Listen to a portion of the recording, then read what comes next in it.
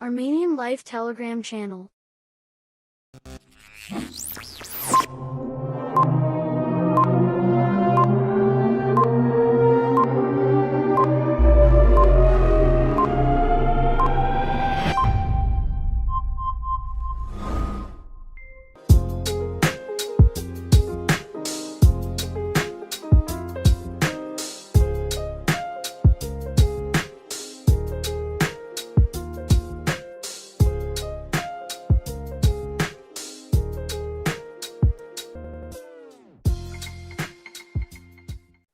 Ողջունում եմ բոլորին, ուզում եմ հանրությունից ներողություն խնդրեմ իմ կամանդոսի լեզվով խոսալու, սիրելի կամանդոսի լեզվով խոսալու համար, որովհետև մեկումեջտի մեր սրբան ինժեների ռուսական խոսքեր գցեմ դոնի ապին ապրելու միջոցով։ Այսօրվա մեր հյուրն է քաղաքագետ, վերլուծաբան, քաղաքագիտության դոկտոր, Հայաստանի Հանրապետության վարչապետի 2016 թվականում ավագ խորհրդատու, ազգային ժողովրդական բևեռի խորհրդի անդամ, մեր շատ սիրելի հարգված պարոն Հայկ Մարտիրոսյանը։ Պարոն Մարտիրոսյան, շնորհակալություն եմ հայտնում հրավերս ընդունելու համար։ Ձեր այսօրվա զրուցակիցներն են նախաձեռնող խմբի նորահայտ նախաձեռնող խմբի անդամները։ Ես այդ շարժումը եւս կոչում եմ հյուսիսային ճակատ, ես Արսենս, Տիկին Ասպրամը, Նարան, Հովանեսը, մեզ պարտնյոր Telegram ալիք, Armenians Life-ը, մեր Միքայել ալիքից, ինքը բավականին նեյտրալ ալիք է, մենք իրանց հրավիրել ենք, որովհետև ուզում ենք համագործակցել։ Այսքանը, պարոն Մարտիրոսյան, անցնենք հարցազրույցի, սկսեմ ես, Հայկ ջան, ուրեմն տարբեր հարթակներից, YouTube, Telegram, Instagram, Facebook, ինչ կատարվել է նախկինում, ինչից ենք մենք տենց դաժան պարտություն կրել, հիմքեր են չունեն, Ռուսաստանը ինչքան է մեզի ծախել, ծեծել, դավաճանել, այդ սա հարցերը բավականին շատ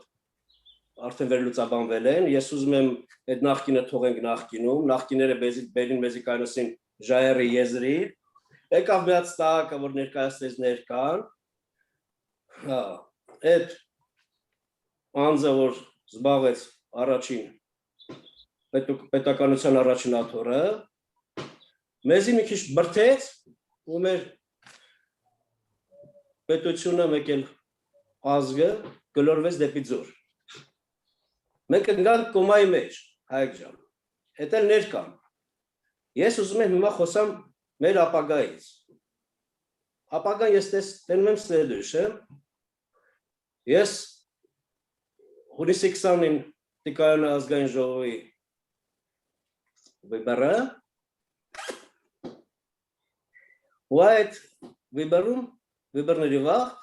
ազգային ժողովրդական բևեռը չի կարելու, այլ հաղթելու է,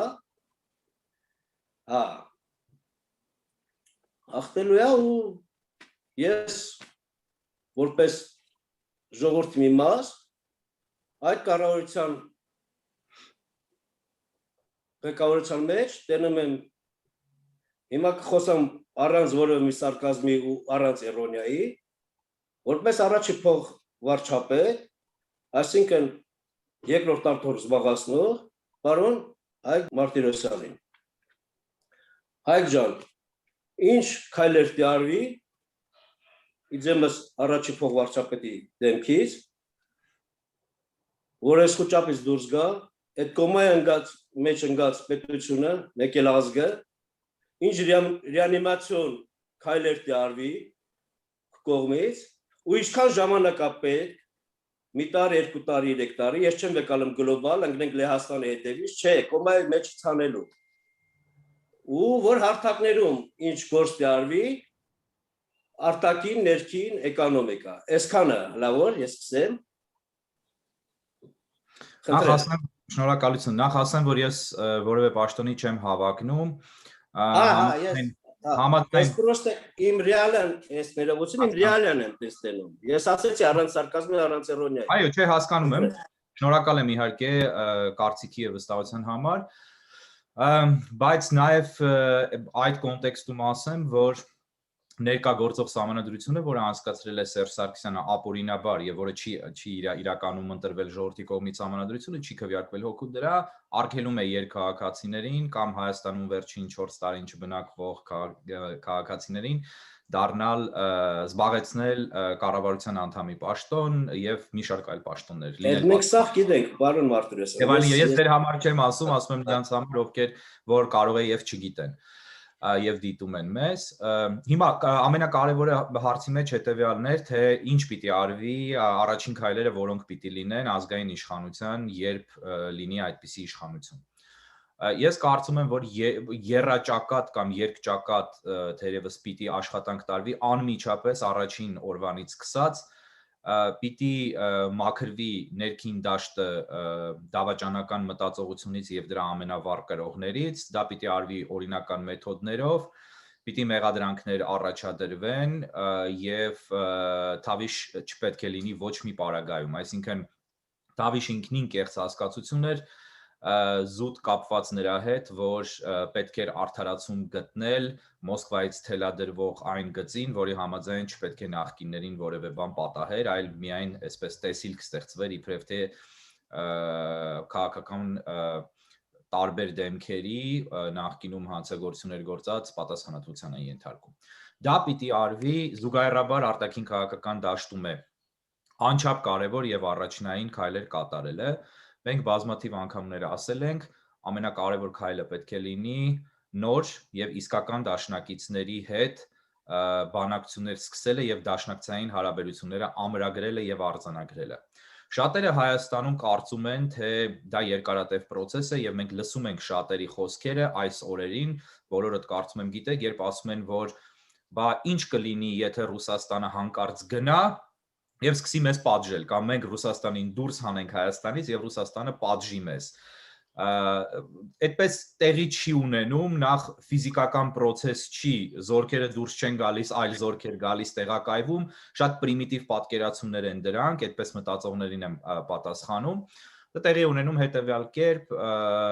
օրինակ Հայաստանը հայտարարությամբ դուրս է գալիս ՀԱՊԿ-ի կազմից, Հայաստանը քայլեր է ձեռնարկում Ռուսաստանին հասկացնելու, որ իր վերաբերմունքը Հայաստանի հանդեպ եղել է անարդար, եղել է թշնամական Ռուսաստանի կողմից դեպի Հայաստան, այն առումով, որ սատարվել է անվերապահորեն Հայաստանի թշնամին եւ Հայաստանը կանգնեցվել է ոչնչացման առջեւ, եւ զուգահեռաբար արդեն պայմանավորվածություններ են ձեռք բերված լինում կամ ձեռք բերվում 1-2 օրերի ընթացքում տարբեր արևմտյան գերտերությունների հետ եւ ոչ միայն արևմտյան, սա էլ եմ ուզում ասել, բայց մասնավորապես Միացյալ Նահանգների, Միացյալ Թագավորության, Ֆրանսիայի եւ այլ խաղացողների հետ, ես դրանց կավելացնեի նաեւ Մերձավոր Արևելքում անպայմանորեն Սաուդյան Արաբիան եւ Արաբական Միացյալ Էմիրությունները, որոնք շատ լուրջ միջազգային խաղացողներ են այլևս եւ որոնք շատ լուրջ շահեր ունեն այս տարածաշրջանում, որքան էլ մենք դա չենք գիտակցում։ Եվ ասեմ ձեզ, որ Հայաստանի պաշտպանության լավագույն միջոցը, եթե անգամ Ռուսաստանը ցանկանա պատժել Հայաստանին, դա մի փոքրիկ սարք է, որը գտնվում է Վաշինգտոնում, Միացյալ Նահանգներում, Սպիտակ տանը, օվալաձև մի գրասենյակում, որտեղ նստում է Միացյալ Նահանգների նախագահը։ Դա նախագահի սեղանին դրված հեռախոսն է։ Եվ այդ հեռախոսը քաղաքական շատ լուրջ խնդիրներ է լուծում, երկրների ճակատագրեր է որոշում, եւ այդ հեռախոսը անպայման կարող է եւ պետք է աշխատի Հայաստանի օգտին։ Բայց դրա համար Հայաստանում պետք է լինի ազգային իշխանություն, որը կկարողանա դա ապահովել։ Հիմա անպայմանորեն հարցեր կլինեն եւ հակաճառումներ կլինեն ոմանց կողմից, որ այսինքն հեռախոսով հնարավոր կլինի կանգնեցնել թուրքերի եւ ադրբեջանցիներին։ Եթե այդ հեռախոսը Մոսկվայում է կամ այդ հեռախոսը մեկ այլ տեղ, ամենայն հավանականությամբ ոչ, որովհետև ազդեցության լծակների խնդիր կա այստեղ։ Եթե այդ հեռախոսը Վաշինգտոնում է, ապա այո, բացատրեմ, դրա օրինակներից մեկը բերեմ։ Շատերը օրինակ շատ կեղծ զզվելի ստոր էսպես խաբեությամբ փորձում են մեզ բացատրել, թե Վրաստանը 2008 թվականին ճակերտների մեջ պատժվեց իբրև թե Ռուսաստանի կողմից պատժվեց եւ կորցրեց տարածքներ։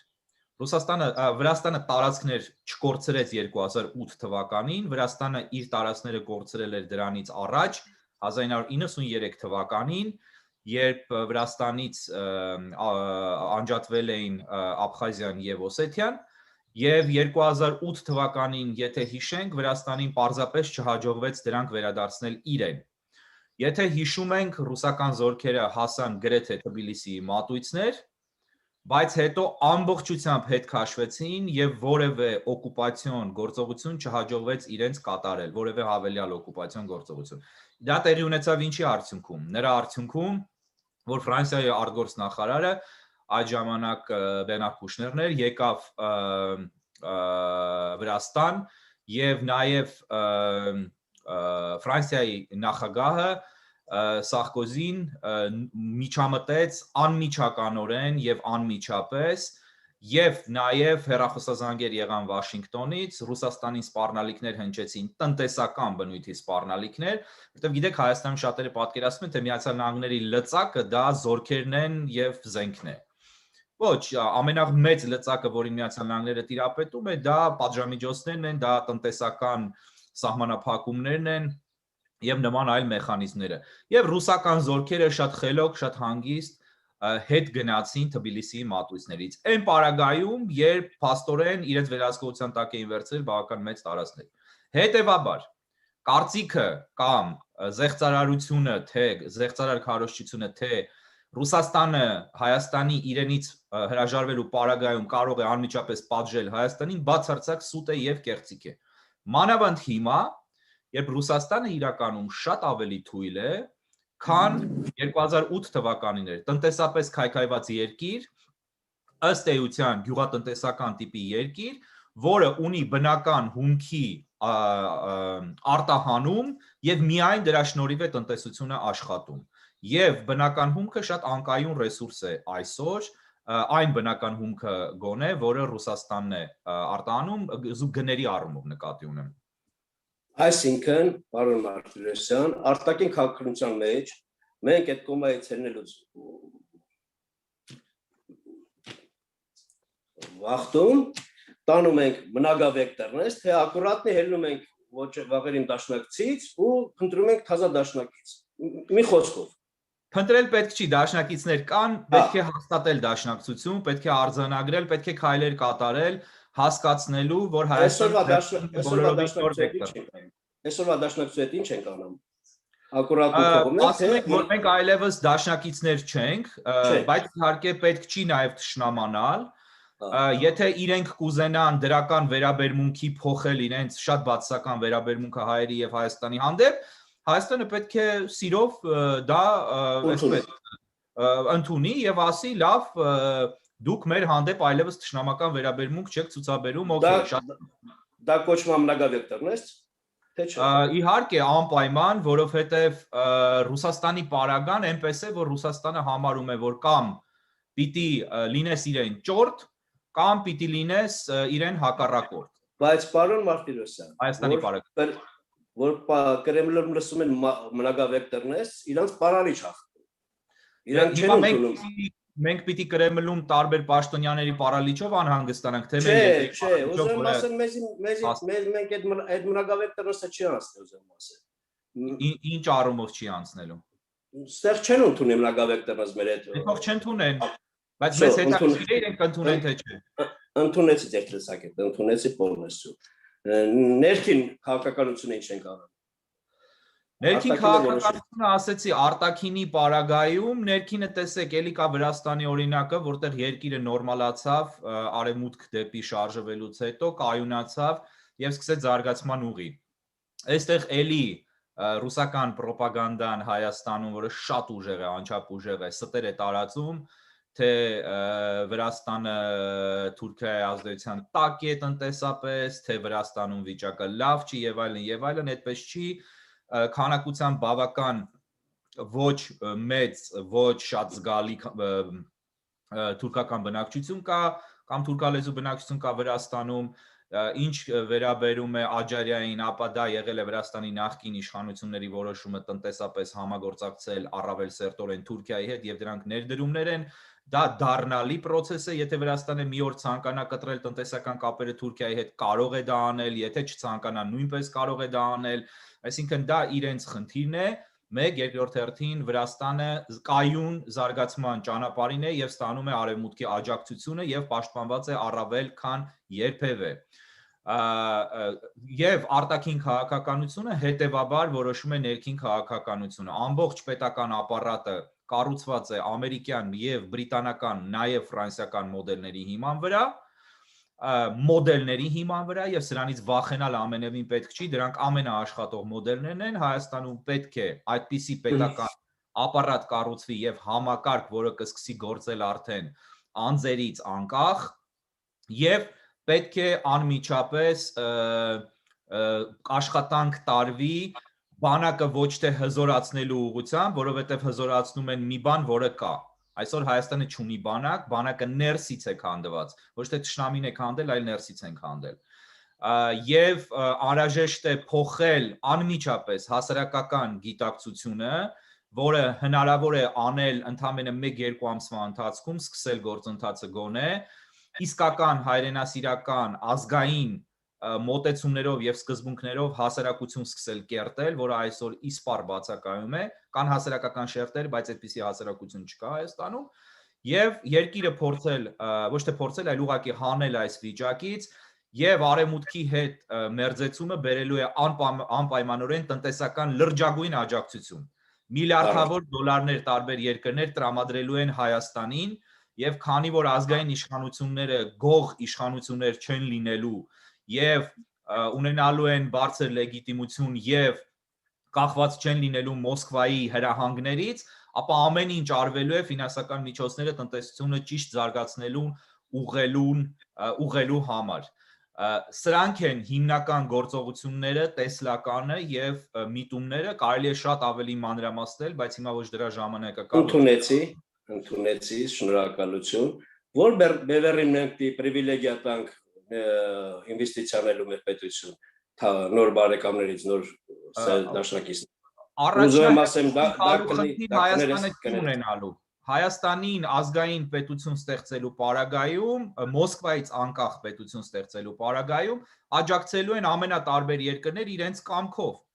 Բայց ես պրիվիլեգիա չենք տալու, պրիվիլեգիա չի լինելու։ Տալու խնդիր չկա, իրենք են գալու եւ աջակցություն առաջարկելու, որովհետեւ Կիտայը շատ է Ամերիկան, Բրիտանիան, Տեսեք, Միացյալ Նահանգները եւ Չինաստանը մրցակցություն ունեն միմյանց հետ, բայց կան երկրներ, որոնք այդ մրցակցությունը բալանսավորում են։ Ես կարծում եմ, որ պետք է բալանսավորվի, առաջնահերթությունը իհարկե տնտեսապես պետք է տալ Միացյալ Նահանգներին, բայց տալու խնդիր չկա դարձյալ, շատ պայմանական է այս խոսքը տալ առաջնահերթություն։ Պետք է Ֆրանսիայի հետ խորացնել տնտեսական հարաբերությունները, դրանք իսպառ բացակայում են,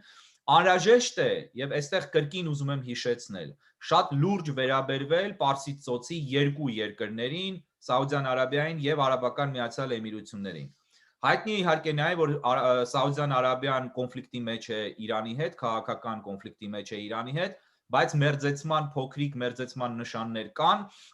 եւ այստեղ պետք է ամեն ինչ անել, որպեսզի Իրանին չխորթացնել Հայաստանից սաուդցիների հետ մերձեցման պարագայում, պետք է պահել իրարից անջատ երկուսի շահերը տարածաշրջանում եւ դրանք ուղղել Հայաստանի թշնամիների դեմ, որովհետեւ այդտեղ նույնպես շահերը համընկնում են Իրանի եւ Սաուդյան Արաբիայի եւ դա բավական հեշտորեն կարելի է անել։ Իմիջայլոց այս համատեքստում ասեմ մի բան, որ Հայաստանում ավանդաբար ճորտական, ստրկական մտածողություն է իշխել, որը որևէ կապ չունի իսկական միջազգային քաղաքականության հետ, բայց դա ավանդաբար իշխել է, սկսած արտգործ նախարարության գրեթե բոլոր օղակներից վերջացրած երկրի ղեկավարությամբ, այն, որ հարևաններիցդ որևէ մեկին կամ քաղաքական գաղութատիրոջը չնեղացնելու համար չպետք է հարաբերություններ ունենաս, թեկուզ շատ հզոր եւ շատ լուրջ, բայց նրա որևէ հակառակորդ հանդիսացող երկրի հետ։ Այդ նույն հիմքով Իրանին հղում անելով Հայաստանում երբևէ հարաբերություններ չեն կառուցել նորմալ հարաբերություններ Իսրայելի հետ, ընդհակառակը Հայաստանում զարգացրել են հակասեմիտականությունը ծրագրված եւ դա բնականից հայերի մեջ չի եղել Եվ նաև փորձել են ամեն կերպ փչացնել հարաբերությունները Իսրայելի հետ։ Այդտեղ իհարկե նաև Մոսկվայի կամքն է եղել, բայց Իրանը երբևէ դա Հայաստանից չի պահանջել։ Եվ կան բազում երկրներ, որոնք շատ լավ բարեկամներ են Իրանի հետ եւ շատ լավ բարեկամներ են նաև Իսրայելի հետ, կան այդպիսի երկրներ։ Բազում չէ, բայց կան։ Եվ դա հնարավոր էր անել։ Հայաստանը չի արել։ Նույն կերպ Հայաստանը Ռուսաստանի հակառակորդ տարբեր երկրներից հեռավորություն է պահել։ Այս պարագայում, եթե մենք փոխում ենք մեր գիտակցության եւ մոտեցման մակարդակն ու ձևը, ապա շատ ավելի մեծ հնարավորություններ են բացվում։ Ես ձեզ բերեմ մի օրինակ, Սաուդական թագավորությունը արդեն 10, 12, 13 տարի թերևս վարում է մի քաղաքականություն, որի համար քաղաքագիտության մեջ ստեղծվել է նոր տերմին, բոլորովին նոր տերմին է դա վերջին շրջանի եւ անգլերենով կոչվում է checkbook diplomacy, այսինքն չեկային գրքույկի դիվանագիտություն։ Հայաստանում դրա գավառական տարբերակը կար, խավիարային դիվանագիտություն էին ասում, բայց checkbook diplomacy-ն շատ ավելի հետաքրքիր բան է։ Սաուդական թագավորությունը չեկեր գրելով, այսինքն գումարային փոխանցումներով սատարում է իր պոտենցիալ կամ արկա դաշնակիցներին ընդդեմ իր հակառակորդների։ Այսօր Սաուդական թագավորությունը իր գլխավոր հակառակորդ ամբողջ աշխարհում տեսնում է այլևս ոչ թե Իրանին, այլ Թուրքիային։ Թուրքիան հայտ է ներկայացրել իսլամական աշխարհում առաջնություն ստանձնելու, Թուրքիան հայտ է ներկայացնել իր խալիֆայական ազդեցությունը, քանի որ խալիֆը եւ խալիֆայությունը դա կառույցներ էին եւ ինստիտուտներ էին, որոնք իսլամական աշխարհի վրա հոգեվոր իշխանություն ունեին, սուննի աշխարհի վրա։ Եվ հիմա Թուրքիան ըստ էության փորձում է սաուդական թագավորությունից խլել այդ դերը։ Սաուդցիները դա թույլ տալ չեն կարող եւ մենք տեսանք, որ այդ ներողություն կոնֆլիկտները ջրի երես դուրս եկան Ջամալ Խաշոկչիի սպանության հետ կապված դեպքերի առիթով, երբ թուրքերը Խաշոկչիի սպանությունը սաուդական հյուպատոսության ներսում Ստամբուլում հատուկ այնպես արեցին, որպեսզի հստակ ամբողջ աշխարհը տեսնի, թե ինչ է կատարվել եւ խայտարակեցին սաուդցիներին։ Եվ այս հակասությունները գնալով ավելի են խորանալու, դրանք չեն հարթվելու, գոնե տեսանելի ապագայում։ Եվ սա էլ ասեմ, սաուդցիները իրենց checkbook diplomacy շրջանակներում իրենց համար տեսեք, մի պետություն, որի թագաժառանգը, որը երկրի դե ֆակտո փաստացի ղեկավարը եւ ըստ էության կառավարիչն է փաստացի, աջուրդով գնում է կես միլիարդ դոլարից ավել արժեցող Լեոնարդո դա Վինչիին վերագրվող կտավ, ընդամենը մեկ նկար կտավ։ Այդ պետության համար տրամադրել իր քաղաքական եւ տարածաշրջանային եւ միջազգային համար մեկ հակառակորդի դեմ դիմակայող փոքրիկ պետությանը մի 10 միլիարդ դոլար ուղղակի ոչինչ է։ Ընդամենը 10 միլիարդ դոլար։ Եթե մի նկար կտավին տալիս են կես միլիարդ դոլար գումար, ապա պետական մակարդակով որևէ պետության սատարելու համար կարող են տրամադրել Հայաստանի համար անսահմանափակ համարվող գումարներ։ Նույնը Արաբական Միացյալ Էմիրությունները, որը վաղուց կապեր ունի հայերի հետ, ոչ թե Հայաստանի, այլ հայերի հետ, շատ հարգում են այնտեղ իշխանությունների մակարդակով հայերին, հայ համայնքին, բավական բաց հասարակություն է էմիրատական հասարակությունը եւ բոլոր հիմքերը կան Էմիրատների հետ, որը սաուդցիների հետ միանման արտաքին քաղաքականություն է վարում, ֆինանսատնտեսական, նաեւ ռազմաքաղաքական լուրջ դաշինք կազմելու։ Չմոռանանք նաեւ, որ այս երկու պետությունները շատ ազդեցիկ են իսլամական երկրների կազմակերպությունում եւ ընդհանրապես իսլամական աշխարհում, որը նույնպես շատ կարեւոր գործոն է։ Ասպրամ, խնդրեմ, շնորհակալ եմ, պարոն Մարտիրոս։ Բարև ձեզ, պարոն Մարտիրոսյան, եւ իմ հարցը վերաբերում է հայ-իրանական հարաբերություններին եւ ինչ քաղաքականություն է ներկայումս վարում Իրանը մեր տարածաշրջանում եւ արդյոք կարելի է այն համարել հայանպաստ։ Իրանը բավական հետաքրքիր դիրքորոշում գրավեց, նախ շատ դժվար է ասել, կան ամեն դեպքում բավական ծանրակշիռ տեղեկություններ, որ պատերազմի ժամանակ Իրանը օգնություն է առաջարկել Հայաստանին։ Մասնավորապես օգնության առաջարկը կայացել է նրանում, որ առաջարկել են հատկապես Խոդաֆերինի հատվածում, իրենց սահմանային հատվածում Արցախի հատվածի հետ, օդը անվտանգ դարձնել Հայաստանի համար, այսինքն սեփական հակաօդային միջոցներով անվտանգ դարձնել, փակել օդը թուրք-ադրբեջանական անօդաչուներու համար, որպեսզի հայկական զորքերը կարողանան գործողություններ կատարել եւ հակագրոհ կազմակերպել։ Եվ տեղեկություններ կան, որ Հայաստանի իշխանությունները կամ դավաճան իշխանությունը, այսպես ասենք, հրաժարվել են այդ օգնությունից եւ թողել են, որպեսզի հատկապես ջրականի, այսինքն Ջաբրայիլի եւ մնացած հատվածներում հայկական զորքերը կոտորվեն, ջարդվեն անօդաչուներից։ Որոշակի այսպես փոքրիկ ազդակներ պատերազմից հետո նույնպես եղան, երբ մենք տեսանք, որ Իրանը կարող է եւ գոհ եղած չլինի այս արդյունքներից, որտեղ իրականում այս արդյունքները Իրանին ամենևին ձեռնտու չէին, բայց մյուս կողմից մենք տեսանք եւ պիտի փաստերը արձանագրենք, որ Մոհամմադ Ջավադ Զարիֆը, արտգործնախարարը Իրանի, այցելելով Բաքու, բացահայտորեն անգլերեն լեզվով շնորհավորեց Ադրբեջանին հաղթանակի եւ իր այսպես կոչված տարածքային ամբողջականությունը վերականգնելու համար։ Հիմա, քանի որ Իրանի քաղաքականությունը շատ թափանցիկ չէ, ամեն դեպքում տեղեկատվությունը եւ այլն բավական դժվար է հասկանալ, թե որն է հավաստի, որը ոչ։ Իհարկե, այն ինչ որ ես ասեցի արտգործնախարարի առումով հավաստի է, որովհետեւ տեսագրությունը կա եւ գոնե ես անձամբ տեսել եմ։ Բայց դա կարելի է նաեւ թերևս վերագրել իրանական քաղաքական մշակույթին եւ որը արևելքում բավական զարգացած արմատներ ունի եւ վերագրել քաղաքական տարբեր մոտեցումներին եւ մարտավարությանը, բայց ոչ ռազմավարությանը։ Մյուս կողմից Իրանի արտգործնախարարի այցը Երևան, Բաքվից հետո նաեւ հայտարարությունները դրան նախորդող այն մասին, որ իրենք ունեն կարմիր գծեր եւ դրանք վերաբերում են Հայաստանի տարածքային ամբողջականությանը, հստակ մեսիջներ եւ հաղորդագրություններ են այն մասին, որ Իրանը չի հանդուրժելու կամ չի ցանկանում Մեղրիի հատվածում կամ Հայաստանի հարավում, Սյունիքում ընդհանրապես կորուստներ Հայաստանի համար։ Հիմա այստեղ կա հարցի երկրորդ կողմը, շատ լավ է, որ իրենք այդպիսի դիրքորոշում ունեն հիմա, Իրանը անչափ կարևոր հարևան է Հայաստանի համար եւ առանց Մեղրի, առանց Սյունիքի, այսինքն առանց ելքի դեպի Իրան չկա Հայաստան։ Սա փաստ է, մենք սա արձանագրում ենք, այստեղ վիճելու որևէ խնդիր չկա։ Շատ լավ է, որ այդպես է, բայց թե որքանով իրենք կկարողանան օրինակ ռազմական հարձակման պարագայում թուրք-ադրբեջանական ներգրավվել կոնֆլիկտի մեջ, դժվար է ասել։ Լավ է, որ Ամերիկայում Բայդենի վարչակազմն է, որովհետև եթե հանկարծ Իրանը գնա այդ քայլին, ապա ի հակասություն Թրամփի ժամանակների, չեմ կարծում, թե Միացյալ Նահանգները դրա համար Իրանին պատժի, որովհետև Իրանի ցանկացած ռազմական նախաձեռնություն տեսականորեն եւ անպայմանորեն արժանանալու էր Միացյալ Նահանգների շատ կոշտ արձագանքի հանրապետական յուրաքանչյուր ադմինիստրացիայի ժամանակ։ Մինչդեռ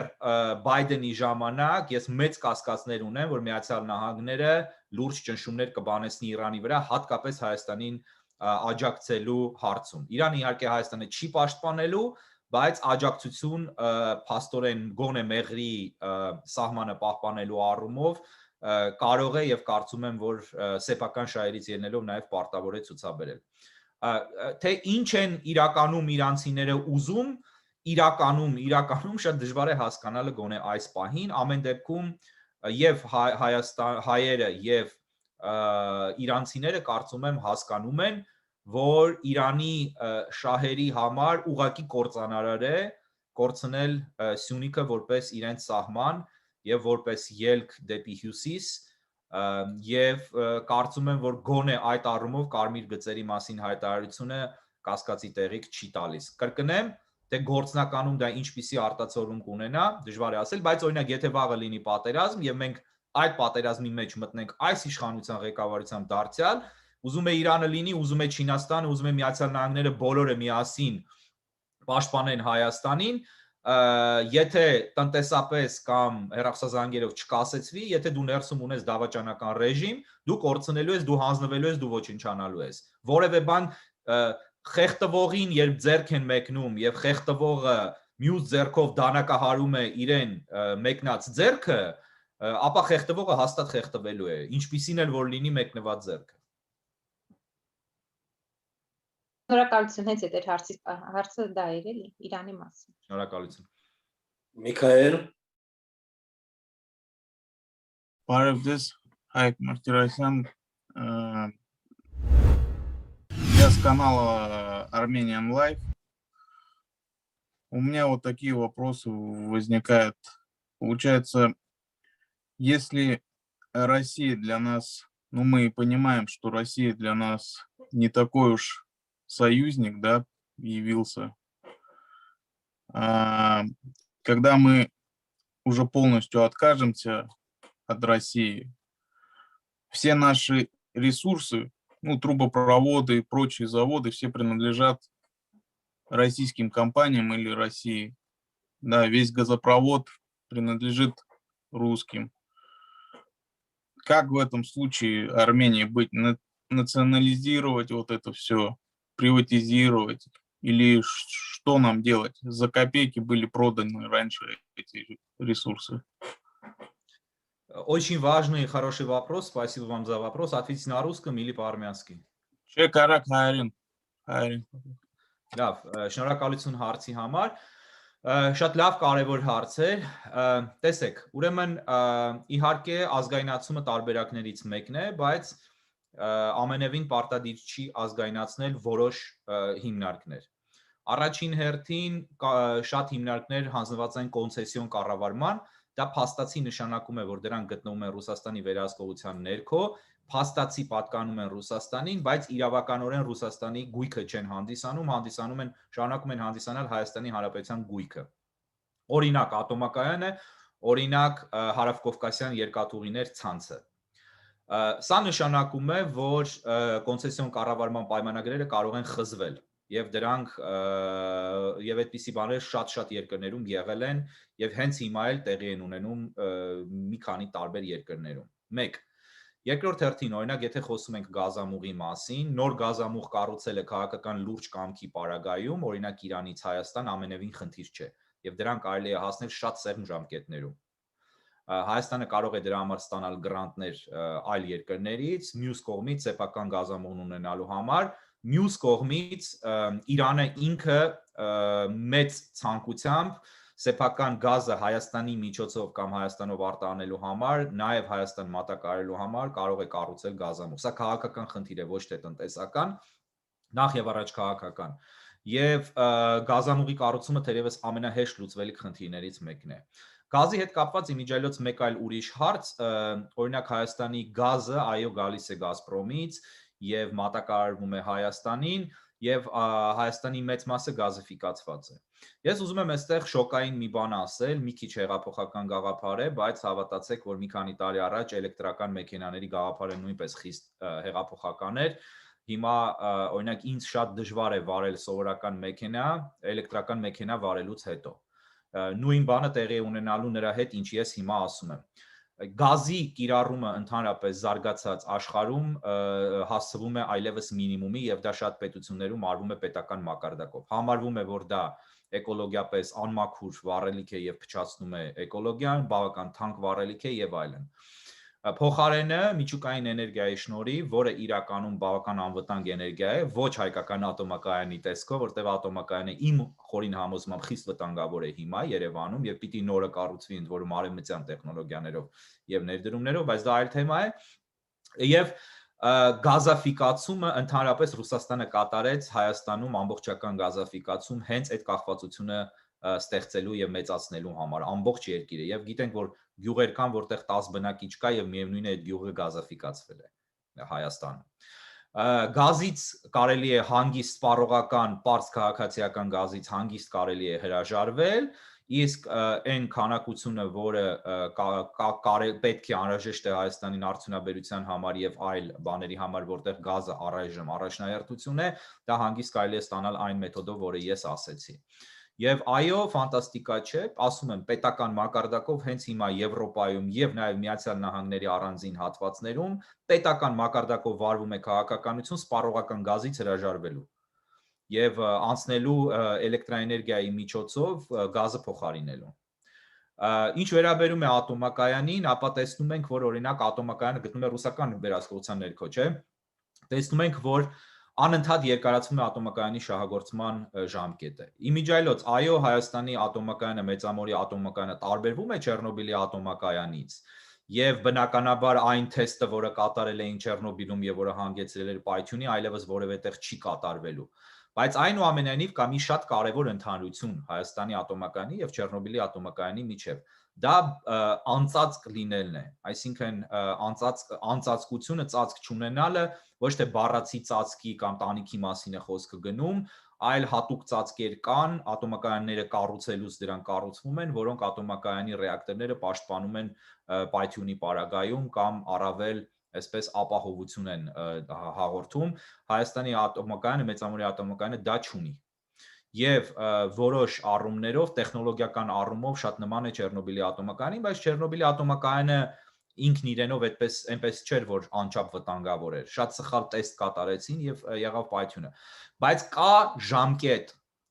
գործունեության։ Այդպիսի հիմնարկները ունենում են ժամկետ, ընդ որում այնպիսի վատ տեխնոլոգիայով կառուցված, ինչպիսին խորհրդային ատոմակայանների տեխնոլոգիան էր։ Եվ դա շատ վատ տեխնոլոգիա էր, շատ վատ տեխնոլոգիա էր։ Հիմա հատկապես Ֆուկուշիմա Դայիչի պայթյունից հետո Ճապոնիայում բոլորովին նոր տեխնոլոգիաներ կան ատոմային էներգիայի, որոնք շատ ավելի էժան են, կան նաև մինի ատոմակայանների կառուցման նորագույն տեխնոլոգիաներ, որոնք 2-3 տարեկան են կամ 2-3 տարի է ինչ դրանք առավել լուրջ են սկսել ընդունվել, եւ փոխարինել մեծամորի ատոմակայանը անհրաժեշտ է։ Նախ կոնցեսիոն կառավարումից կարելի է զրկել շատ հանգիստ, դնել հայկական կառավարման տակ, այստեղ առաջ կգա իհարկե պահեստամասերի եւ այլնի խնդիր նորոգման, դա կարելի է լուծել արևմտյան օգնությամբ եւ հետո անմիջապես կառուցել ատոմակայան։ Իմիջիայլոց ասեմ, որ սա ֆանտաստիկայի ժանրից չէ նոր ատոմակայանի կառուցումը արևմտյան գումարներով, օրինակ եթե հարցնեք իմ ընկեր Արա Պապյանին, ինքը ձեզ կպատմի, թե ինչպես ինքը շատ լուրջ կանադական կորպորացիայի հաջողեցրել էր բերել Հայաստան, որպեսզի ատոմակայանի կառուցման մասին բանակցություններ վարեն երկրի այդ ժամանակվա իշխանության հետ, եւ իշխանությունները շատ հասկանալի պատճառներով մերժել էին եւ տուն էին ճանապարհել շատ լուրջ կանադական կորպորացիայի ներկայացուցիչներին։ Այս մասին իհարկե շատ ավելի լավ կպատմի Արա Պապյանը։ Դա ինչ վերաբերում է ատոմակայանին, բաշխիչ ցանցերի մասով դարձյալ ամեն ինչ կարելի է կամ գնել հետ, կամ ուղղակի եթե անհնար է ամեն ինչ անել եւ սեփականաշնորհված է ազգայնացնել, հակառակ բարգայում տեսեք, օրինակ ինտերնետային ցանցերը, Հայաստանի ինտերնետը այսօր պատկանում է Ադրբեջանին։ 100%-ով այլևս Հայաստանի ինտերնետը պատկանում է Ադրբեջանին։ Սրա լուծումը ո՞րն է։ Կամ սեփական կաբել անցկացնել, որը հնարավոր է Վրաստանի տարածքով դեպի Հայաստան եւ վրացիները դա կանեն հայերի համար, կօգնեն, այսը խնդիր չկա։ Եվ զուգահեռաբար, որը նաև կլուծի երկրի զարգացման խնդիր, որովհետև այսօր ինտերնետի բացակայությունը զարգացման բացակայություն է նշանակում, զուգահեռաբար օրինակ պայմանավորվել Starlink ընկերության հետ Իլան Մասկի, որը արդեն Միացյալ Նահանգներում շատ հաջող գործարկել է իր փորձարարական ցանցը, արբանյակային ինտերնետ ունենալու համար Հայաստանում։ Լուծումները այլընտրանքային, ես այսպես կարող եմ տասնյակ օրինակներ բերել, բազմաթիվ են։ Այսինքն կախվածությունը Ռուսաստանից, այս բացարձակ կախվածությունը, նույնը հեռախոսային ցանցերի մասով։ Դե հիմա գիտեք ինչ կա, թող Beeline-ը կամ հեռուստատեսային եւ հեռախոսային ցանցը Ռոստելեկոմը թող լինեն ռուսական եւ անպայման չի, որ նրանք գնան Հայաստանից, բայց այլընտրանք ստեղծելը ուղղակի 1-2 ամսվա խնդիր է եւ շատ հանգիստ կարելի է ստեղծել։ Դա չգիտեմ ինչեր չի։ Այս խնդիրները բոլորովին լիովին լուծելի խնդիրներ են, եթե կա քաղաքական կամք եւ այլընտրանքներ միշտ նույնպես կան։ Ուղղակի պետք է այլընտրանքները տեսնել, չասել անհնար է եւ սկսել աշխատել դրանք իրականացնելու ուղղությամբ։ Հովանես Բարև ձեզ, պարոն Մարտիրոսյան, շնորհակալություն ձեռնց հնարավորության համար։ Պարոն Մարտիրոսյան, հարցս հեղափոխության մասին է 18 թվականի, որին որ դուք, եթե չեմ սխալվում, աջակցում եք ու չնայած ձեր աջակցությանը, հա, բոլորի շուտ նկատեցիք այդ թեմականացումը։ ու ցավոք սրտի ինչը որ մինչ այսօր շատ մարդիկ չեն կարողանում նկատել, համատեղել հա դրա հետ։ Ձեր կարծիքը, ձեր ինչը ձեզ դրթեց, որ դուք դուրս եկաք այս ցնցող ֆերիական, այսպես ասենք, հեղափոխությունից։ Ինչը դուք տեսաք ներսից, որը որ մինչև այսօր մեր հասարակությունը չի տեսնում ցավոք սրտի։ Շատ լավ հարց եք տալիս, բավական երկար պատասխան է ենթադրում եւ շատ անկեղծ պատասխան։ Մի քանի անգամ հատվածաբար այս հարցին պատասխանել եմ, բայց հիմա փորձեմ մի քիչ ավելի, քանի որ ֆորմատը թերևս թույլ է տալիս եւ ժամանակը մի քիչ ավելի մանրամասն։ Նախ ես Նիկոլ Փաշինյանին գիտեմ Երևանի Պետական Համալսարանից։ Անձամբ այդպես ծանոթ չենք եղել, բայց շատ լավ գիտեինք եւ ես ցածր կուրսում էի, ինքը ավելի բարձր կուրսում էր եւ հիշում եմ, որ Պետական Համալսարանում շատ նեգատիվ բացասական վերաբերմունք կար իր եւ իր կերպարի հանդեպ տարբեր ուսանողների կողմից եւ կար խուսափողականություն։ Հետո իհարկե իր Տեր-Պետրոսյանի հետ լինելը եւ այլն ստեղծել էին շատ բացասական ֆոն։ Եվ չես կարող այդպիսի մարդուն ընդունել։ Բայց մի բան փաստ էր, որը հենց այսպես երիտասարդ շատ երիտասարդ տարիքից ես գիտեի, դա այն է, որ Նիկոլ Փաշինյանը պոպուլիստ է, իսկ պոպուլիստները ունեն մի հատկություն, նրանք շատ հաճախ,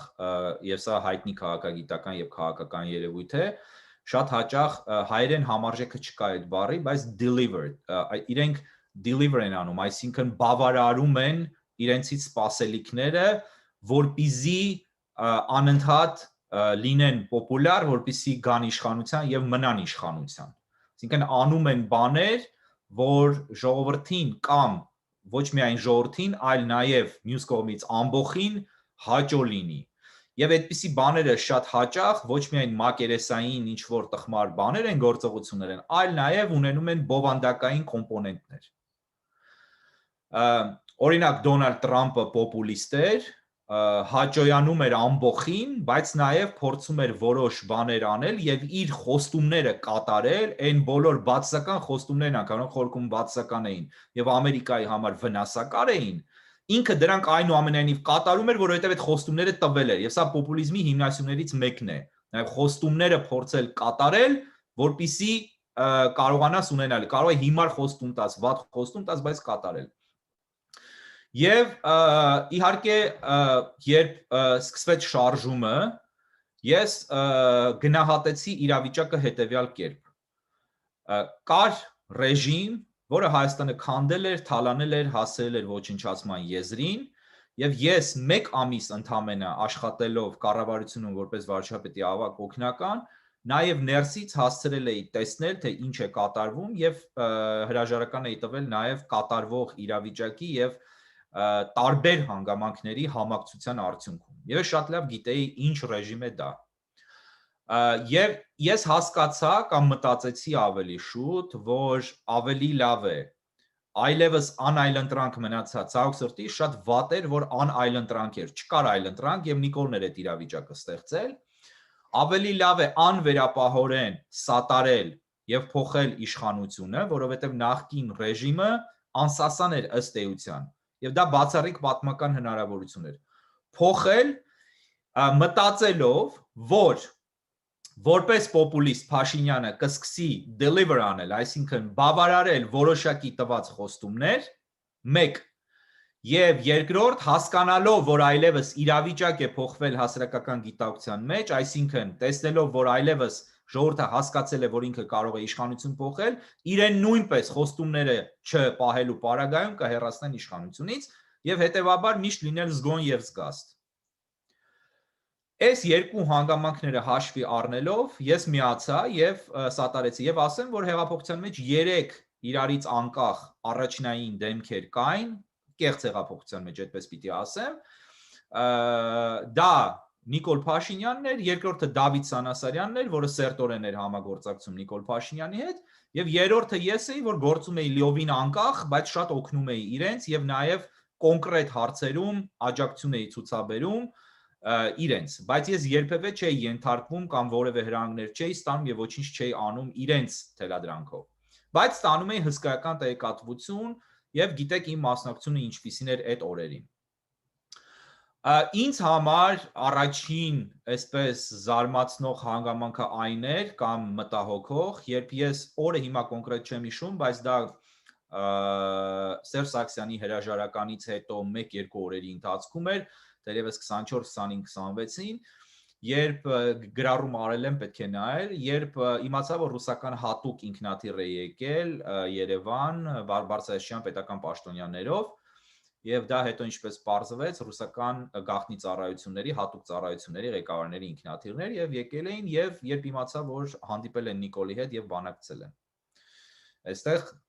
խնդիր կար, այսինքն ինչ են բանակցել եւ ինչ քայլերի է գնացել Նիկոլը։ Երկրորդը, երբ ընտրությունների վարչապետի ընտրությունների գնաց Նիկոլը եւ ես առաջարկում էի, որ չլինի ընտրություններ, չգնա մանդատ հայցելու հանրապետականներից, դրանով ավելի շուտ լեգիտիմացնելով հանրապետականներին, որոնք լեգիտիմություն այլևս ընդհանրապես չունեին, եթե գնում ես եւ ասում ես եկեք ինձ ընտրեք, ժողովուրդը քեզ ընտրել է փաստացիորեն, ժողովուրդը քեզ բերել է փաստացի իշխանություն է հանձնել եւ դու գնում ես այն ռեժիմին, որին դու տապալում ես, ասում ես ինձ ընտրեք, դու դրանով ճանաչում ես այդ ռեժիմի լեգիտիմությունը։ Այստեղ նույնպես իմ մեջ բավական լուրջ կասկածներ առաջացան եւ բավական մտահոգիչ էր եւ ես լուրջ վեճեր ունեցա։ Երրորդը, երբ Թավիշ բառը չկար, երբ Թավիշի մասին դեռ ոչ ոք չէր խոսում, ես բական առաջնային դեմքերի հետ դարձյալ կոնֆլիկտներ ունեցա ներքին, որովհետև ես բացատրում եի, որ չի կարելի այդպես անել հեղափոխություն, դա հեղափոխություն չի, դա արդեն ինչ-որ կեղծ պրոցեսի է նմանվում։ Եվ իհարկե այդ ընթացքում, այդ օրերին ինձ համար շատ կարևոր ազդակ էր այն, որ ես իմացա, որ Փաշինյանը գնացել եւ բանակցել է հանրապետականների հետ ընտրությունների վերաբերյալ։ Իրականում հետո ինչպես պարզվեց, ես այս մասին ասել եմ եւ ես դրանում համոզված եմ, որ այդպես է։ Մոսկվան Սերժ Սարգսյանին փոխելու որոշում էր ընդունել, որովհետեւ առաջին հերթին վստահ չէր, որ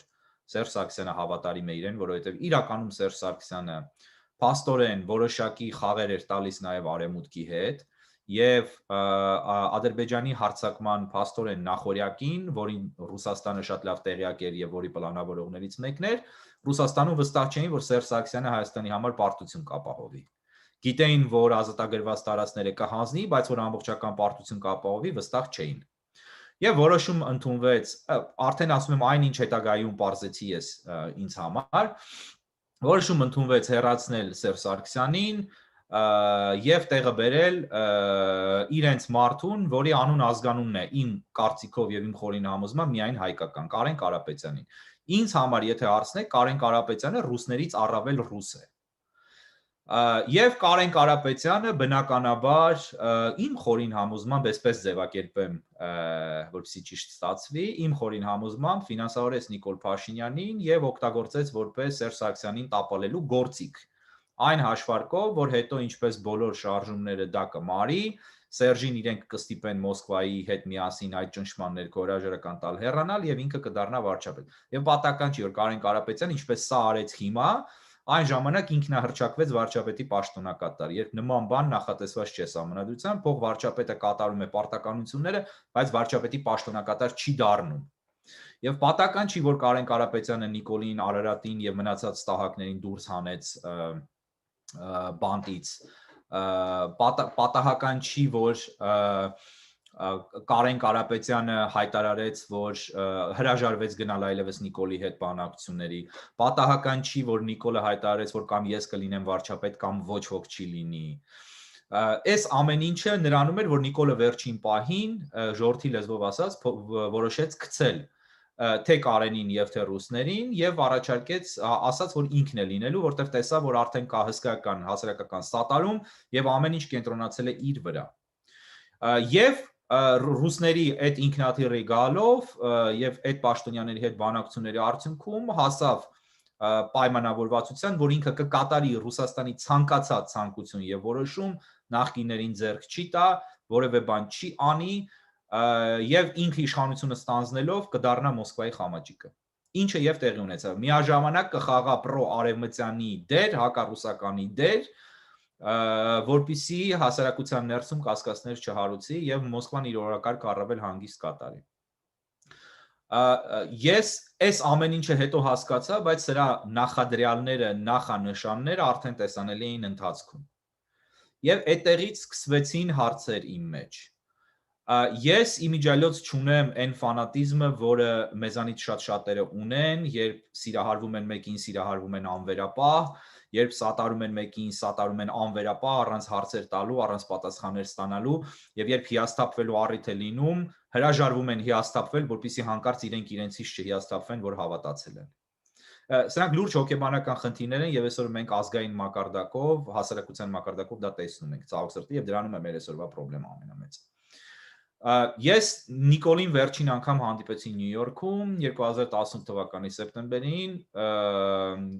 հրավիրեց իր հյուրանոցի սենյակ եւ այնտեղ խոսել ենք որոշ ժամանակ։ Հետո իհարկե ես աշնանը անմիջապես երբ ինքը հայտարարեց ընտրություններ անելու մասին, որովհետև ես վտանգ էի տեսնում նախկինների վերադարձի, ես դրան դեմ արտահայտվեցի, վստահաբար իրեն դա դուր չեկավ։ Հետո Ամուրսարը, երբ որ ինքը ըստ էության փաստացի հայտարարեց, որ պիտի աշխատեցնի, ես գլխավորեցի այդ տարվա շարժումը, որտեղ ամբողջ շարժումը այլոք էին գլխավորում, բայց այդ տարի ես նախաձեռնեցի շարժում եւ ինքը ազգային անվտանգություն հրավիրեց ինձ, տարավ կոպիտ ասած գործ հարուցեց, հետո իհարկե այդ գործը փակվեց, ստատուս գրեց, կեղտոտ ստեր սկսեց խոսել իմ մասին եւ այլն, ցածր ինչ որ մակարդակի բաներ եւ այսպես այդ կոնֆլիկտը գնաց։ Բայց կոնֆլիկտը չի հարցը, ես ինքս ինձ համար 18 թվականի արդեն երկրորդ կեսին որոշում ընդունեցի, որ անհանդուրժելի է եւ պետք է քննադատել, որովհետեւ հուսախաբության, ժողովրդական հուսախաբության սարսափելի հիմքեր են ստեղծվում։ Ինչը եւ հետո իրականացավ։ Ես ընդհանրապես փորձել եմ լինել իրատես, տեսնելով եւ իմանալով եւ տիրապետելով որոշակի լուրջ տեղեկատվության, արել եմ եզրահանգումներ եւ ինձ համար որոշում եմ ընդունել, որ խիղճը եւ արդարությունը եւ այն գործը, որին նվիրված ես, շատ ավելի կարեւոր է, քան ներանձնային հարաբերությունները կամ ինչ որ այլ հանգամանքներ, օրինակ այն հանգամանքը, որ քո վրա հարձակվելու են իր ֆանատիկոսները, որ քեզ փորձելու են սևացնել, որ դու խնդիրներ ես ունենալու տարբեր բնույթի, ես դրանք ստորադասել եմ կոնկրետ քայլերին եւ ճշմարտությունը ասելուն։ Եվ դա է պատճառը, որ ես ամենաառաջինն էի քաղաքական դաշտում եւ իրոք դա փաստացի այդպես է, այստեղ այսպես ինքնագովեստի բան չկա, այդպես է ստացվել, ես ամենաառաջինն էի, որ խիստ սուր քննադատության սկսեցի ենթարկել իրեն եւ իհարկե ինքը իր նախրին սկսեց պրոպագանդել եւ իր պրոպագանդիստական ալիքներով բան անել, իբրև թե ես պաշտոն եմ ուզել եւ ինքը չի տվել, մինչդեռ ինքը առաջարկել էր ինձ պաշտոն եւ ես ըստ էության դրան ընթացք չէի տվել այդ առաջարկին։ Սա է իրականությունը եւ հուսով եմ հարցի պատասխանը սրանով տվեցի։ Եվ վերջի հարցը, պարոն Մարտիրոսյան, հրաժարական խնդրեմ։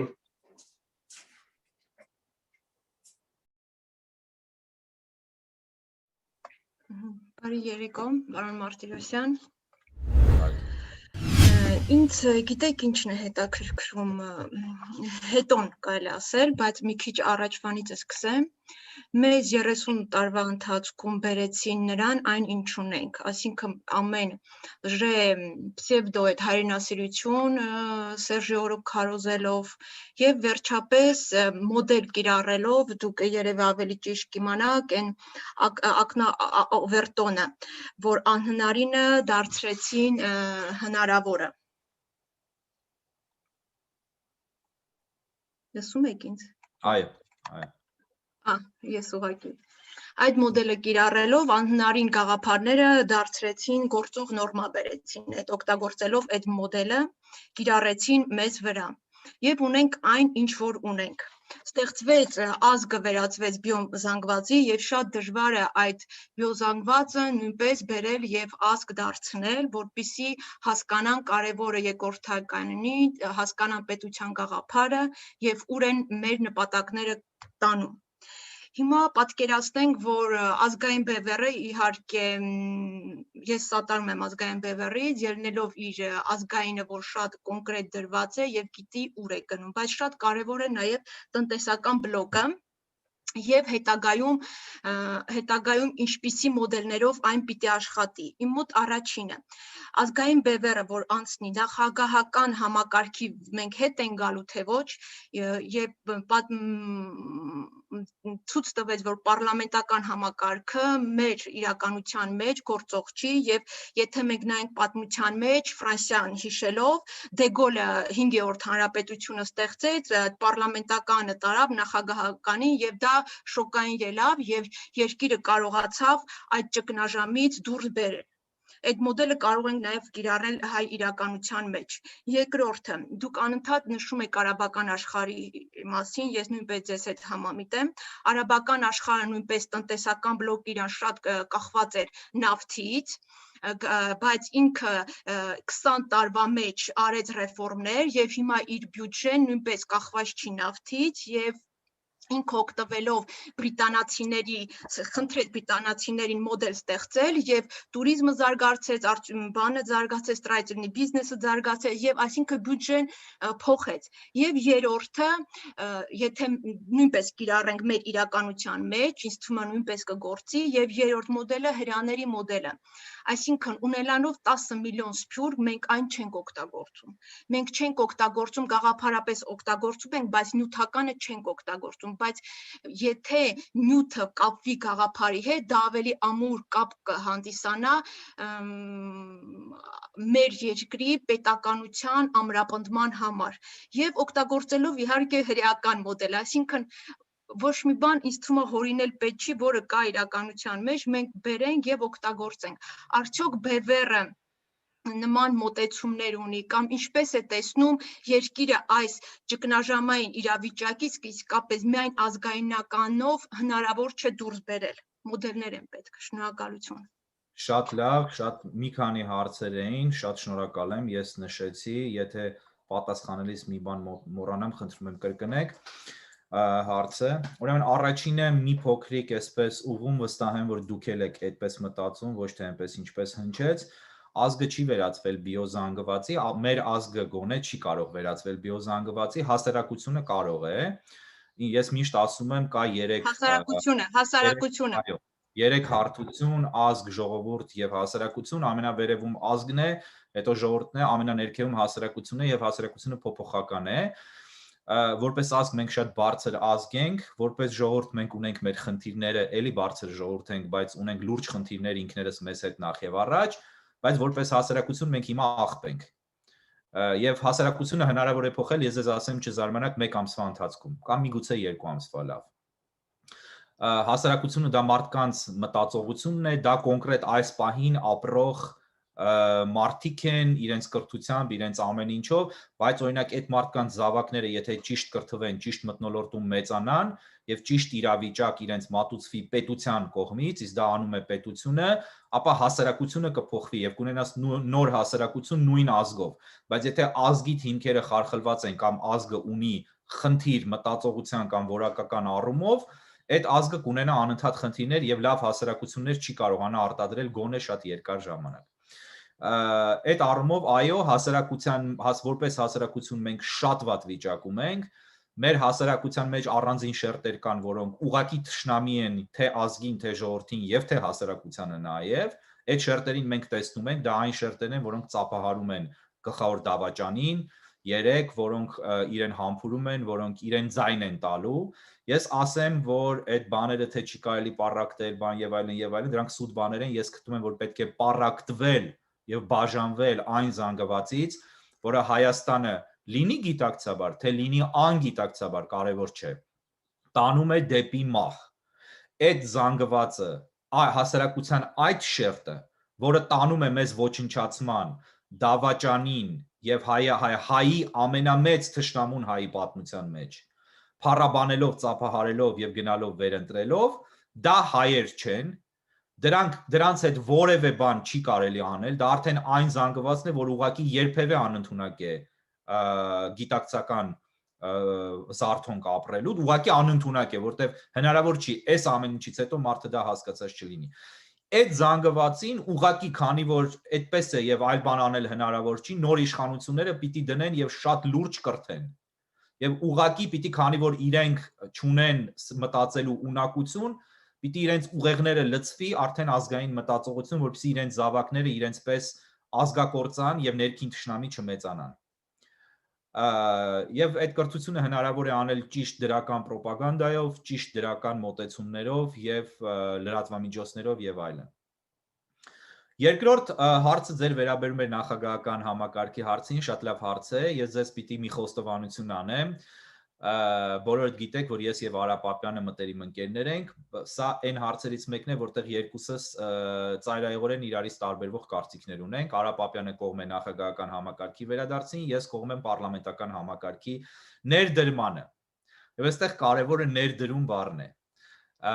Մենք հիմա Հայաստանում չունենք խորհրդարանական համակարգ։ Անունն է խորհրդարանական համակարգ, մենք ունենք մի բան, որը շատ ավելի ուժեղ կենտրոնացված իշխանություն է ենթադրում, քան նախագահական համակարգը։ Եվ չենք խոսում կիսանախագահականի մասին, որը Հայաստանում էր։ Թեև քաղաքագիտական առումով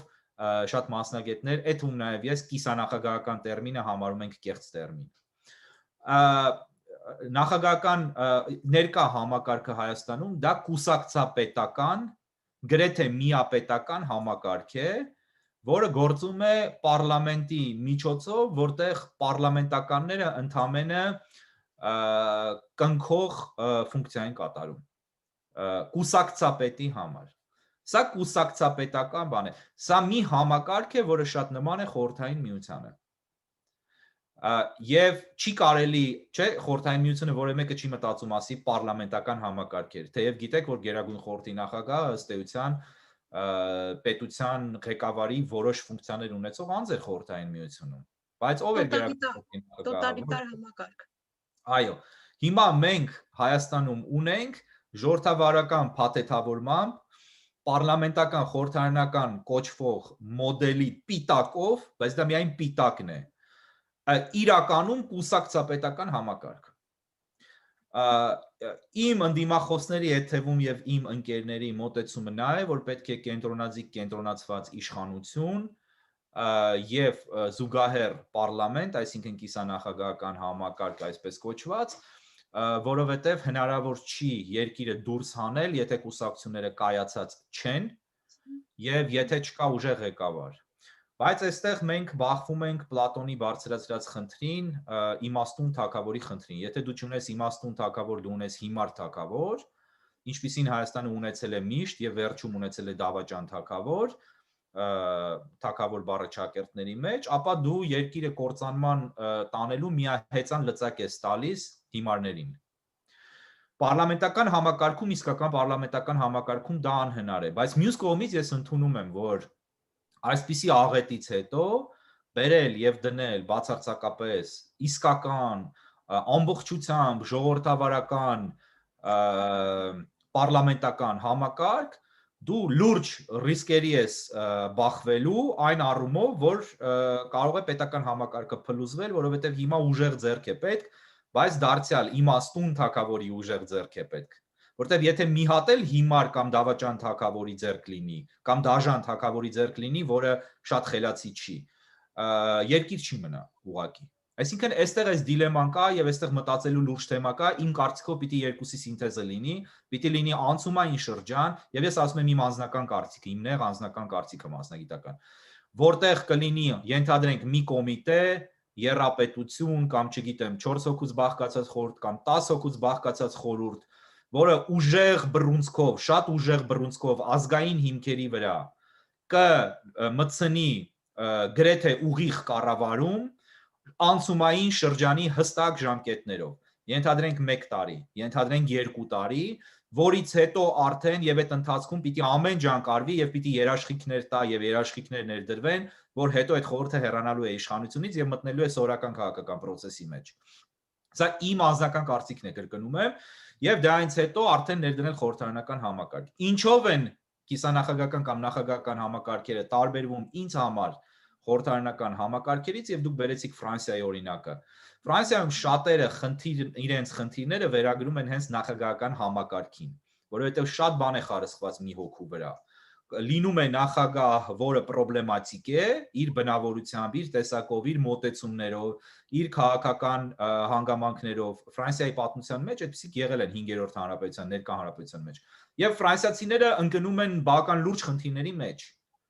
Եվ քաղաքական, եւ տնտեսական, երկիրը գնում է ցնցումների, որովհետեւ բալանսավորումը Ֆրանսիայում բավական թույլ է։ Պարլամենտը ուժեղ է, բայց բավարար անցումային ժամանակահատվածում է։ Անցումային ժամանակահատվածում ինչու ասի դե Գոլը ինքը 44 եւ 58 թվականին եւ 44-ը պատերազմը եւ 58 թվականին Ալժիրի խնդիրներ կանգնած, այսինքն այդ ծանր պահերին նախագահականը արդարացնում է։ Այո, բայց Դե Գոլը իմաստուն թագավոր էր ճակերտների մեջ եւ ես ձեզ հետ համաձայն եմ, իմ ասածը հենց դա է, անցումայինում, այո, մեզ պետք է եւ պետք է անցումայինում այդպիսի մի բան, բայց դա պիտի լինի միայն ու միայն անցումային։ Հիմա նույն մոդելը պահպանված է, Ֆրանսիայում պահպանված է։ Մենք խոսում ենք ընդհանրապես մոդելների մասին։ Հայաստանում ինչպիսի մոդել պիտի լինի եւ կգամ այդ հարցի մյուս մասին նույնպես հիմա։ Ինչ խորհրդարանական համակարգերը, դրանք եթե վերցնեք բացարձակապես ժողովրդավար երկրներ, որտեղ իրական ժողովրդավարություն է եւ կա ուժերի բալանսավորում եւ բոլորը բոլորին հաշվետու են, որևէ մեկը որևէ մեկի չի վերահսկում եւ բոլորը կախված են, իրապես կախված են ժողովրդից, ոչ թե փաշինյանական խոսքերով են կախված, դրանք այդ պետությունները բոլորը խորհրդարանական պետություններ են։ Դրա լավագույն օրինակները Մեծ Բրիտանիան, Սկանդինավյան բոլոր պետությունները, որտեղ սահմանադրական միապետություններ են, բայց դրանք դասական խորհրդարանական բնույթի պետություններ են։ Նույն Նոր Զելանդիան, Ավստրալիան եւ էլի տարբեր պետություններ, ամենատարբեր պետություններ, դրանք բոլորը խորհրդարանական պետություններ են։ Խորհրդարանական պետություններում այդ բալանսը պահպանված է եւ հիմա կուսակցությունների կայացման չկայացման խնդիրը պիտի ինչ-որ մի կետից սկսես։ Հիմա ես գտնում եմ, որ օրինակ մեր ուժը, իհարկե կուսակցություններ ունենք, բայց վերկուսակցական լինելով հանդերձ, մեր ուժը հստակ այացած գաղափարախոսությամբ եւ մոտեցումներով քաղաքական ուժ է։ Եվ ոչինչ չի խանգարում, որ ելի լինեն այդպիսի ուժեր Հայաստանում եւ նրանք լինեն խորհրդարանական համակարգի մաս։ Այնպես որ Նարա ջան, այս հարցում մենք համամիտ ենք եւ ես համամիտ եմ ձեզ հետ։ Ինչ վերաբերում է Բևեռի դիրքորոշմանը, ապա Բևեռը միասնական դիրքորոշում դեռևս չի արտահայտել այս խնդրի վերաբերյալ, որովհետև սա քաղաքական առաջնահերթություն չէ այս պահին կա Հայաստանը փրկելու խնդիր, այս պահին կա արտաքին քաղաքական խնդիր, եւ կարծում եմ, որ այստեղ կոնսենսուսի շատ արագ կարելի է հասնել եւ այստեղ կարծում եմ, որ մենք հաստատ ճիշտ որոշում կընդունենք, երբ կա պահը պաշտոնական հայտարարություն անելու, մոտ արապես պատկերացնում եմ, որ իմ պատկերացրած իմ տեսլականով տարբերակը կարծում եմ ընդունելի կլինի շատերի համար կամ ընդունելի է միգուցե։ Խոսեցիք արաբական պետությունների մասին, այո, այնինչ տեղի է ունենում արաբական պետություններում, հատկապես Սաուդիայում եւ Էմիրություններում, կոչվում է diversification of economy եւ նավթից, այսինքն տնտեսության դիվերսիֆիկացիա, տարբեր ոլորտների մեջ ծավալում եւ նավթից կախվածության կտրուկ հրաժարում։ Այդ քաղաքականությունն է վարվում, անչափ խելացի քաղաքականություն է։ Հայաստանը փոքր երկիր է եւ Հայաստանը շատ հանգիստ կարող է վարել դիվերսիֆիկացված տնտեսության քաղաքականություն, բայց ինչ դիվերսիֆիկացիայի մասին խոսում, եթե հիմա տնտեսություն ընդհանրապես չկա, այսինքն տնտեսությունը եղել է առևտրական տնտեսություն։ Հայաստանը ոչ արդյունաբերություն է ունեցել, ոչ տուրիզմ է նորմալ ունեցել, բախ չի ունեցել տուրիզմ ունենալու եւ հիմա արդեն դժվար թե այնպես ունենա, ինչպես նախկինում էր, եւ տնտեսական առումով Հայաստանը այնպիսի երկիր է, այնպիսի աշխարհագրություն ունի եւ այնպիսի գործընկերներ կարող է ունենալ, որ տնտեսապես կարող է դառնալ այո Իսրայելին նմանվող պետություն, որը նույնպես ունի շատ դիվերսիֆիկացված տնտեսություն, բայց եկեք եւ տեսեք, որ հիմա հիմնական շեշտադրումը Իսրայելում արդեն արվում է տեխնոլոգիական զարգացման վրա, եւ Իսրայելը Միացյալ Նահանգներից հետո սա շատ քչերը գիտեն։ Երկրորդ ամենատեխնոլոգիապես զարգացած տեխնոլոգիական ընկերություններ ունեցող, հզոր տեխնոլոգիական ընկերություններ ունեցող պետություն է, ընդ որում փոքրիկ մասնավոր ընկերություններ, որոնք չափազանց կարևոր արտադրանք են տալիս եւ շատ հզոր են։ Խոսեցիք 10 միլիոն սփյուռքի մասին եւ հարցը նաեւ սփյուռքի ռեսուրսներն օգտագործելուն էր վերաբերում։ Ես մեկն եմ, որը սփյուռքահայ չէ բնականաբար, ես հայաստանցի եմ բնականաբար, բայց շատ վաղուց ապրում եմ արևմուտքում եւ կարելի ասել ձևավորվել եմ արևմուտքում, որպես մարդ, Սփյուռքի մասին մենք ունենք լեգենդներ, որոնց մենք ինքներս հավատում ենք, դրանք լեգենդներ են։ Սփյուռքի ֆինանսատնտեսական պոտենցիալը Հայաստանի համար ծառայեցնելու առումով բավարար է նայել պատերազմի 44 օրերի ընթացքում Հայաստան համայնքական հիմնադրամին փոխանցված գումարների չափով, շուրջ 170 միլիոն, որից եթե չեմ սխալվում շուրջ 100 միլիոնը Հայաստանի ներսից, աղքատ սոված պատերազմող Հայաստանի ներսից, մնացած 70 միլիոնը Սփյուռքից։ Ես տեսել եմ հրեական համայնքի Նյու Յորքի ճաշկերույթներ, որտեղ մեկ ճաշկերույթի ընթացքում մեկ դահլիճում հավաքվել է 200 միլիոն դոլարի չափ գումար Իսրայելում մեկ փոքրիկ նախագիծ իրականացնելու համար։ Ամբողջ հայկական Սփյուռքի ֆինանսական պոտենցիալը, ինչու եմ ասում ամբողջ, որտեղ պատերազմի ժամանակ գրեթե բոլորը կատարել են նվիրատվություններ եւ սրտանց են կատարել նվիրատվություններ, գրեթե բոլորը։ Ընդ որում, այստեղից մի քանի հոգի միլիարդատերեր նվիրեցին 3 միլիոնական դոլար գումար, ընդամենը 3 միլիոն, երբ մարդիկ միլիարդներ ունեն, 1 միլիարդ չէ, մի քանի միլիարդ։ Եվ այդ 3 միլիոնները չեմ հիշում հիմա քանի 3 միլիոններ, բայց եթե դրանք էլ հանեք, տակը բավական փոքր գումար է մնում, դա է Սփյուռքի ֆինանսական պոտենցիալը։ 10 միլիոն հայություն չկա, որովհետև երրորդ սերունդը արդեն շատ դժվար է անվանել հայ, ծագումով հայ այո, գենետիկ առումով հայ թերևս այո, բայց երրորդ սերնդում գոնե արևմտյան երկրներում գրեթե ձուլված են, Հայաստանի հետ կապ չկա, մեծ մասնության համար դա էկզոտիկա է, պիտի անկեղծ խոսենք։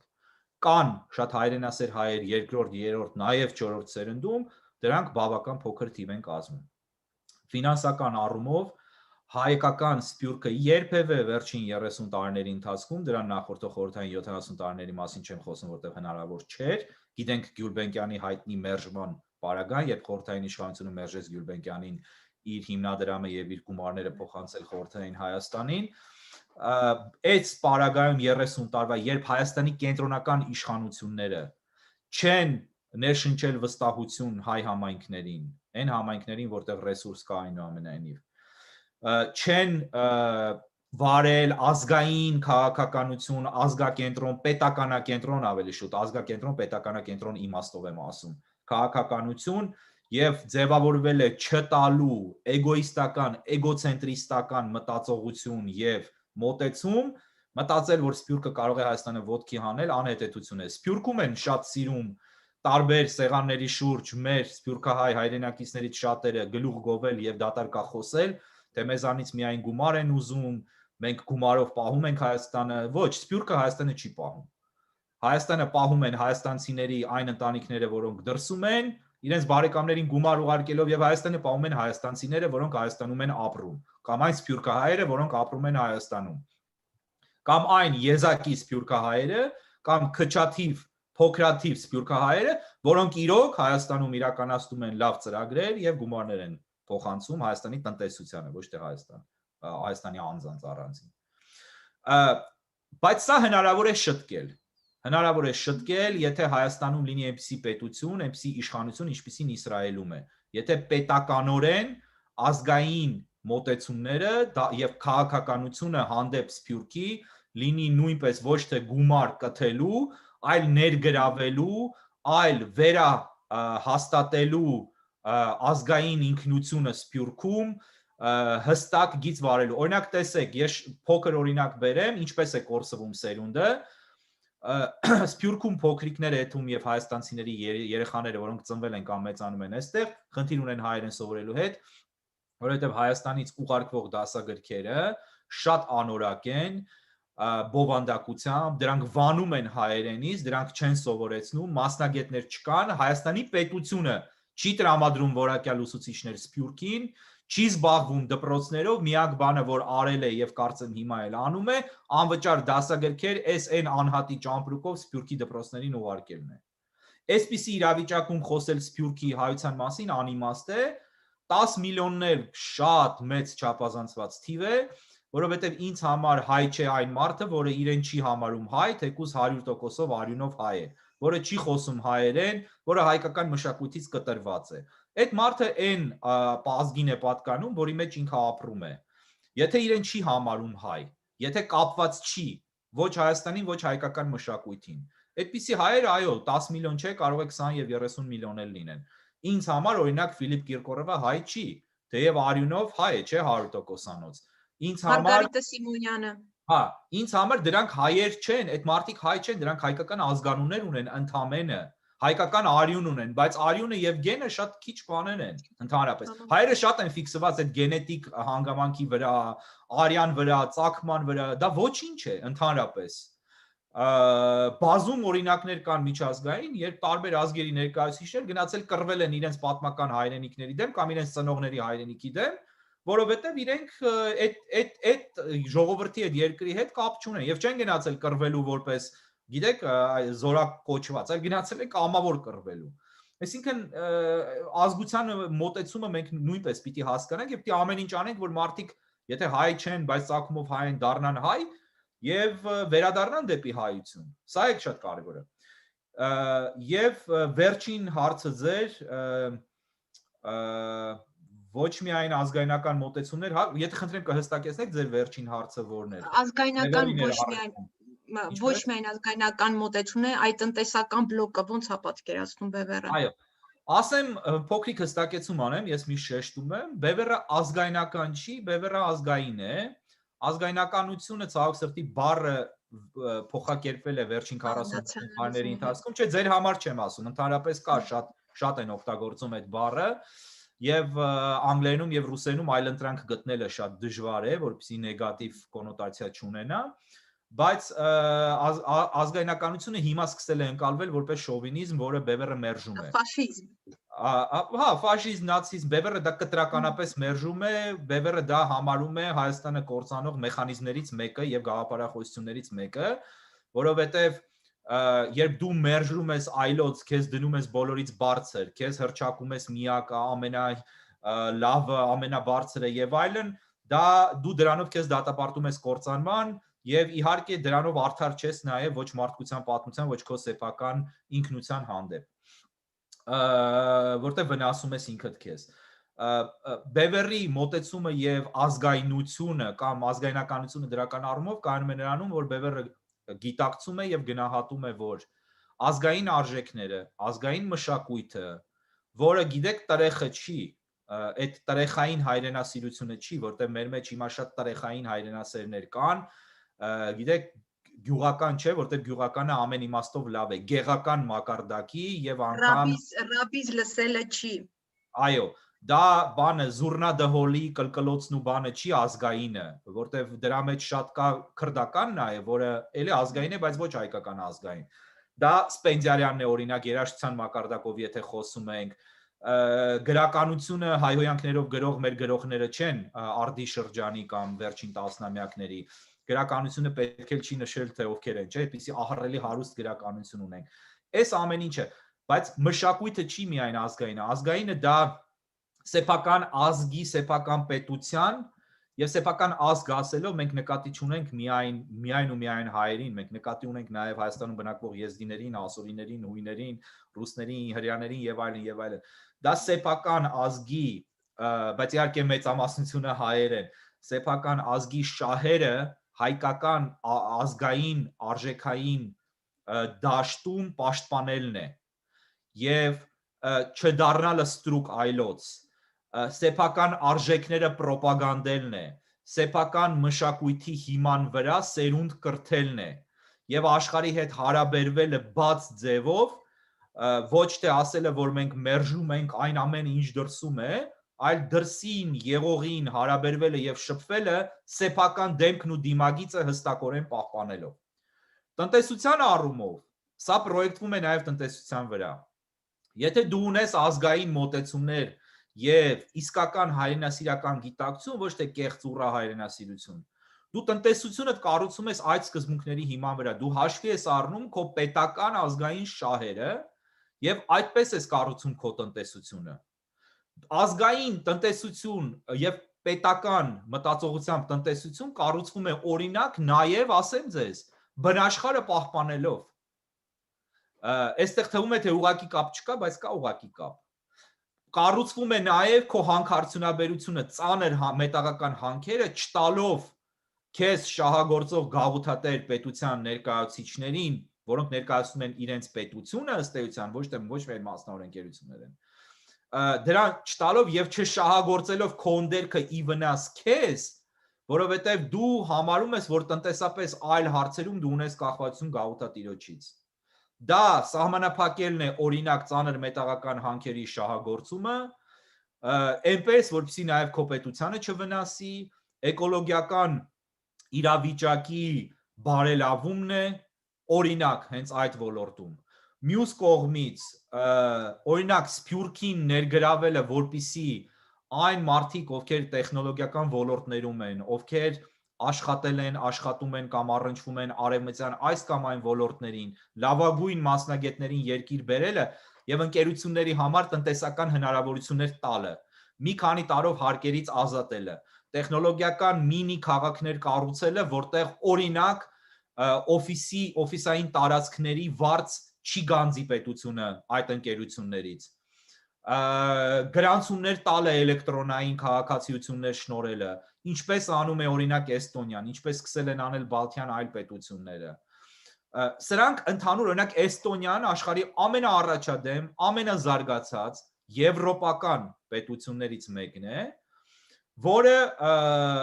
ունի լիակատար ամբողջությամբ ազգային տնտեսություն, ազգային պետություն, հարգում է այլ ազգային փոքրամասնություններին սեփական պետության տարածքում, բայց նաև կառուցել է շատ դիվերսիֆիկացված, նաև էլեկտրոնայինի վրա ամենահիմնական շեշտ դնող զարգացած տնտեսություն։